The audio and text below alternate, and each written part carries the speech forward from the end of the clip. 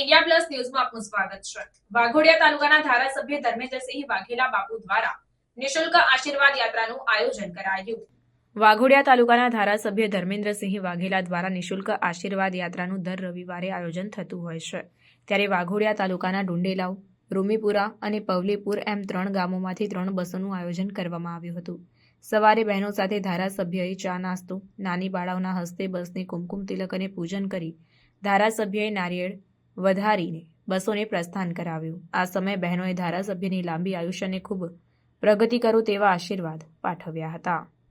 Reporter Prakash Baria સાથે cameraman Shailendra Prajapati, India plus news Waghodia.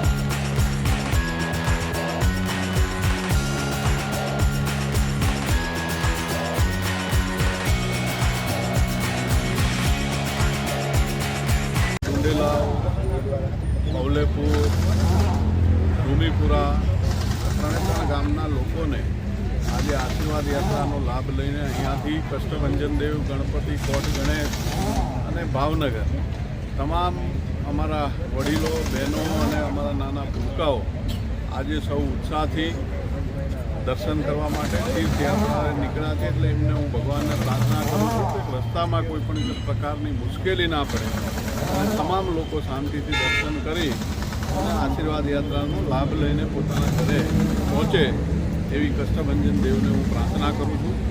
દર રવિવારે 3 બસ, 5 બસ એ રીતે જે ગામની માગણી હોય એ પ્રમાણે અમારા આશીર્વાદ યાત્રાનો રૂટ બનતો હોય છે અને આવતા રવિવારે પણ જે ગામોની માગણી હશે એ પ્રમાણે દરેક અમારા વડીલોને લઈને અને અમારી બહેનોને લઈને ફરીથી આશીર્વાદ યાત્રા આવતા રવિવારે પણ ચાલુ રહેશે। આપણે જોઈ રહ્યા છીએ કે બાપુ એવું નહીં કે માત્ર ધારાસભ્ય બન્યા, એના પહેલાંથી બી લોકસેવામાં સતત કોરોના કાળ હોય કે એના પહેલાં બી લોકોને મદદરૂપ થયા છે અને વર્ષોથી આ એરિયામાં વાઘોડિયા તો ખરું પણ વડોદરા ગ્રામ્યમાં બી સતત એક કાર્યશીલ છે।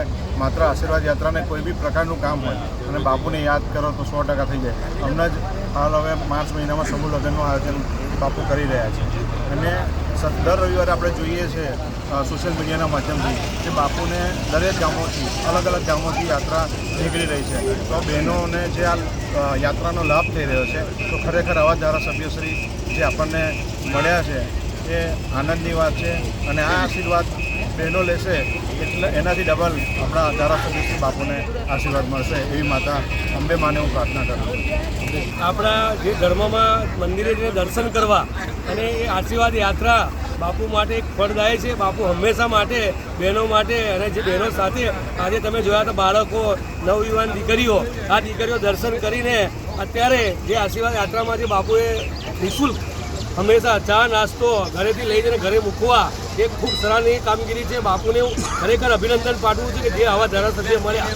માતાજી ધારાસભ્ય શ્રી ધર્મેન્દ્રસિંહ વાઘેલા બાપુને ખૂબ જીવનમાં પ્રગતિ થાય, સદાય સ્વસ્થ રહે અને આવી સેવા કરે। મારું નામ છે વસાવા જશોદાબેન નજીનભાઈ, ગામ પવલીપુર, વાઘોડિયા તાલુકો, વડોદરા જિલ્લો। હું એક નાનકડા ગામમાંથી આવી છું અને મારી આજે 28મી જાન્યુઆરી મારું બર્થડે છે। મારી બર્થડેની તારીખ છે 26/1/1959 અને આજે બાપુના આશીર્વાદથી હું આજે 26મી જાન્યુઆરી દિવસે હું યાત્રા જાઉં છું। એટલે ખૂબ ખૂબ બાપુનો આભાર અને બાપુ જે કોઈ પ્રગતિ કરશે એમાં ખૂબ આગળ વધે।